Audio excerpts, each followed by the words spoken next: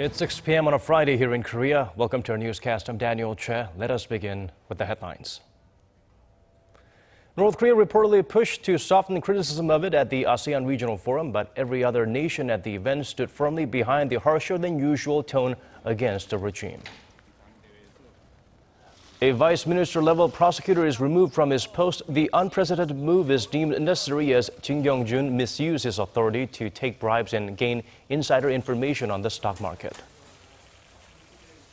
Korea's overall economic production rises for a second straight month, led by the services sector, but on-month industrial output fell, weighed down by sinking exports. North Korea apparently tried to muffle criticism of Pyongyang's nuclear and missile threats by all other participating nations at the ASEAN Regional Forum. A high-ranking South Korean foreign ministry official told reporters Friday the North tried to negotiate with the host country, Laos, to change the forum's joint statement. Pyongyang claims it contained criticism of regime that was harsher than usual for the group. According to the official, the delegates from the communist state met twice with its Laotian counterparts after the ARF statement was announced, expressing its strong dissatisfaction with the document. However, the host country consulted with Seoul and other ARF members to conclude it would be inappropriate to change a statement that's been finalized and took into account all 27 nations' opinions on the matter. A growing number of North Korean defectors are seeking new lives away from the influences of the regime. Included among them are even high-ranking officials and workers who have handled or contributed to earning hard currency for the communist state. For details, let's turn to our Oh Jung-hee. 4 senior officials from North Korea, including 3 former diplomats and a general, have reportedly fled the country and expressed a desire to defect to a third country. The military general is said to have been responsible for handling slush funds in Southeast Asia for North Korean leader Kim Jong-un. Sources familiar with the matter told local media in Seoul on Friday that the general and 2 of the diplomats escaped together on July 10th but split up on the way to China. It's the latest in a series of recent escapes by high-ranking North Korean officials and indicates that the country may be becoming more unstable under Kim's leadership amid growing doubts about the regime's ability to manage under the weight of tougher international sanctions. The same source said the 13th North Korean restaurant workers who escaped to South Korea in April had an impact on the 4 officials' decision to seek asylum in a country other than the South. In another development in that case, a local media outlet says 6 people who were in charge of the mass defection have been publicly executed on an order from Kim Jong-un. The report by Seoul-based Yonhap news agency on Friday is based on a phone interview with the head of the South Korean abductees' family union, Choi Sung-yung. He said those responsible were executed on May 5th, with around 80 officials and 100 families in attendance. Pyongyang has also repeatedly held press conferences showing relatives and colleagues of the defectors confessing that South Korean officials kidnapped the 13 to the south, accusations that Seoul's unification ministry denies. It's believed the restaurant workers are among a growing number of North Korean workers in foreign countries who were sent overseas to earn hard currency for the regime. Reports say, however, that despite Pyongyang's efforts to sabotage further escape efforts by North Korean workers, it may not be enough to curb the growing number of defectors seeking new lives away from the regime's influence. Citing multiple sources familiar with North Korea issues, Japan-based Yomiuri Shimbun reported Friday that 8 female workers at a fisheries processing plant in Liaoning, southern China, have fled from their stations and escaped to North Korean surveillance last month with the assistance of professional brokers. Oh Jung-hee, Arirang News. South Korea's 2 main rival parties head for heated leadership races leading up to their national conventions next month. The minor opposition People's Party, meanwhile, holds its interim leadership in place to try and overcome a corruption scandal within its ranks. Kim Young-gil has the latest from the National Assembly. The ruling Saenuri Party will hold its national convention on August 9th to elect a new chairman and members of the Supreme Council. Interim leader Kim Il-suk said Friday that he hopes the event will be uplifting for members after the party went through a factional fight that culminated in a crushing defeat in the April general election. I hope the upcoming convention will be an occasion to embrace, reform and harmonize. Candidates should engage in a fair competition with good policy pledges and visions for the party. 5 Saenuri lawmakers are running for the chairmanship post. Lee Ju-young, Lee Jung-hyun, and Han Song-kyo are part of the pro-Park Geun-hye faction, while Ju Ho-young and Chung Byung-guk are not. The main opposition Minju Party of Korea will hold its national convention the same month on the 27th to vote in a new leader. 4 politicians are running for the chairmanship post. As the party leader and through party unity, I will prepare for an era when the people are in power. In order to bring about a change of government, the party should have more than one faction. Our door should always be open, never closed. 3 of the candidates, Choo Mi-hye, Song Young-gil, and Kim Sang-gon, are considered to have close ties to former party leader Moon Jae-in, who represents the Nomuyan faction, while Lee Jong-geol does not. The party is planning to hold a primary next week to whittle its list of 4 candidates down to 3. Meanwhile, the minor opposition People's Party plans to maintain its interim leadership under floor leader Park Ji-won in order to try and overhaul its image, which has been tarnished by a corruption scandal involving 2 of its lawmakers. Kim Young-gil, Arirang News. For the first time in Korea's history, a senior prosecutor is being dismissed from office. Jin Kyung-jun abused his power to receive bribes and inside trading information. Lee Min-young looks into the high-profile corruption scandal. The prosecution said Friday that it has decided to remove Vice Minister-level prosecutor Jin Kyung-jun from his post for misusing his authority by receiving insider information on trading Nexon shares, as well as receiving $80,000 in kickbacks from Nexon chairman Kim Jong-ju. The prosecutor's office also announced it has detained Jin and charged him with bribery. We confirmed that senior prosecutor Jin Kyung-jun has received kickbacks from Nexon's founder Kim Jong-ju in exchange for legal assistance in future criminal cases. The Nexon chairman has also been charged but will be held in custody. The Ministry of Justice has the final say on Jin's dismissal and is expected to decide after holding a disciplinary committee hearing. The prosecution's decision is sending shockwaves through the organization, as it's the first time a vice minister-level prosecutor has been dismissed. Prosecutors' positions are protected by law unless they're jailed or impeached. The corruption scandal dates back to 2005 when Jin allegedly acquired 10,000 Nexon shares when the company was unlisted, with money he received from Kim.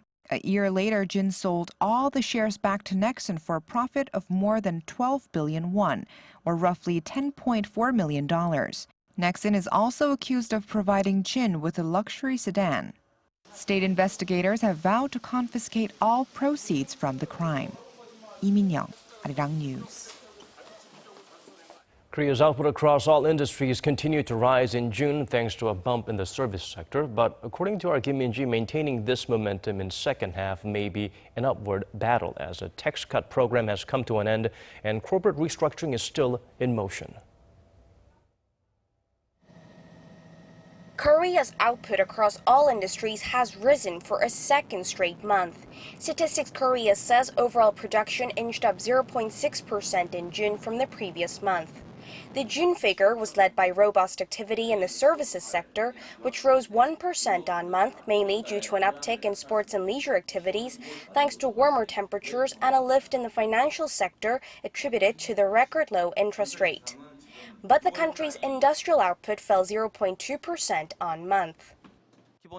Production in the mining and manufacturing sector fell due to slowing exports, as well as the base effect from last month, when it rose 2.7%.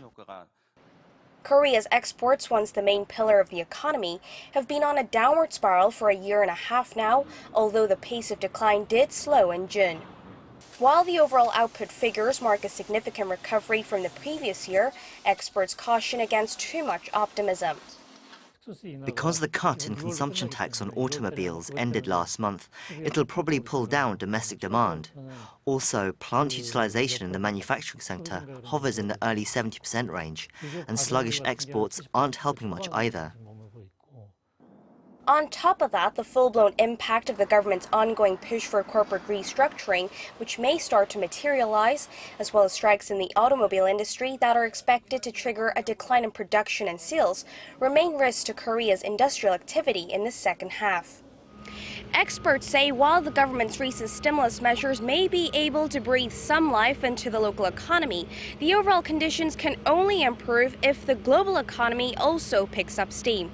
Kim Min-ji, Arirang News. At the close of its two-day meeting on Friday, the Bank of Japan announced a monetary stimulus policy, part of efforts to prop up demand in tandem with the government's own stimulus spending. Kim Hye-sung breaks down the implications of this move. The Bank of Japan announced an extra dose of monetary stimulus Friday, joining efforts by Prime Minister Shinzo Abe to revitalize the economy. The central bank said it would purchase about $56.7 billion worth of exchange-traded funds per year, up from a previous $31 billion. The BOJ also left its key interest rate unchanged from February's negative 0.1% to spur lending and investment. The announcement comes 2 days after the Japanese government unveiled its $265 billion stimulus package. This new plan will need to support domestic demand and ensure that the economy returns growth. I would like to compile fiscal measures of about 13 trillion yen and a stimulus package of about 13 trillion yen in size by next week. While a combination of expansionary monetary and fiscal policies could lift Japan's economy, many economists worry that the BOJ had reached its policy limits with little or no ammunition left to fire. The Abenomics effect seems to be fading, and the Japanese economy has been sluggish for some time. Despite the central bank's stimulus plans, the Japanese stock market reacted with disappointment, and the yen strengthened because the plan was smaller than expected. It remains to be seen whether such stimulus plans can create a synergy effect as Japan's economy faces deep structural problems, including a falling population. Kim Hye-sung, Arirang News. Over in the United States, Hillary Clinton accepts the nomination to become the Democrats' presidential candidate. It's now officially a showdown between the first woman to lead a major American political party and the loud and outspoken former reality show star Donald Trump to see who will reach the White House. Kwon Jang-ho has the highlights from the final night of the Democratic National Convention over in Philadelphia and much more. A moment of reckoning for America. A message and a warning Hillary Clinton pitched as she accepted the Democratic presidential nomination on Thursday night. Powerful forces are threatening to pull us apart. Bonds of trust and respect are fraying. We have to decide whether we will all work together so we can all rise together. In a nearly hour-long speech, she said one of her primary missions as the president would be to create more opportunity and more jobs, and acknowledged national security would also be a key issue. But much like Obama on Wednesday, she took the opportunity to aim a few punches at her Republican counterpart. What part of America first leads him to make Trump ties in China, not Colorado, Trump suits in Mexico, not Michigan? Donald Trump says he wants to make America great again. Well, he could start by actually making things in America again. The Trump camp was quick to offer a response, calling the speech an insulting collection of cliches and criticizing her for not addressing the events of Benghazi or the latest email scandal, and for not using the term radical Islam. Introducing Clinton to the stage was her daughter Chelsea, who extolled Clinton's virtues as a mother and grandmother. She was just one of the heavy hitters to take the stage at the Democratic Convention this week, along with two presidents, one past, one present, as well as the current First Lady and Vice President. They seem to have had an impact, with TV ratings for the DNC so far topping those of the Republican Convention. Clinton's poll numbers have seen a bump as well. A Pennsylvania poll showed the Democratic candidate with a 9-point lead over Donald Trump on Thursday. Now the race for the White House begins in earnest, and Clinton is wasting no time. Next on her itinerary is a weekend tour of the Rust Belt states, key battlegrounds that both candidates will be fighting for until America goes to the polls on November 8th. Kwon Jang-woo, Arirang News. Moving on to other stories now, an artificial version of the human midbrain using stem cell has been invented. It will allow for more extensive research and drug testing. Park Jung-hong explains how the creation by an international team of researchers could have broad treatment implications, especially for degenerative disorders involving the motor system. The breakthrough could eventually be life-altering news for patients of Parkinson's disease. The leading degenerative disorder of the central nervous system is a condition stemming from the midbrain, which is in charge of motor functions that control auditory and eye movements, vision, and body movements. The midbrain contains special neurons that produce dopamine, and the disease develops when the number of neurons decreases. With the breakthrough, scientists have created a miniature version of the midbrain, which they hope will shed light on exactly how Parkinson's evolves and lead to a cure for it and other aging-related brain diseases. While miniature versions of the brain have been developed before, this one is a first of its kind. It is a three-dimensional miniature with tissues that were grown in a laboratory using stem cells cultivated from human blood, and it can be used in a variety of drug tests instead of in experiments on actual patients. The medical community is abuzz about the possibilities for research and treatment the breakthrough will have. The joint study was conducted by an international team led by Professor Sean Jie from Duke NUS Medical School and A-STAR's Genome Institute of Singapore. Their findings were published this month in the journal Cell Stem Cell.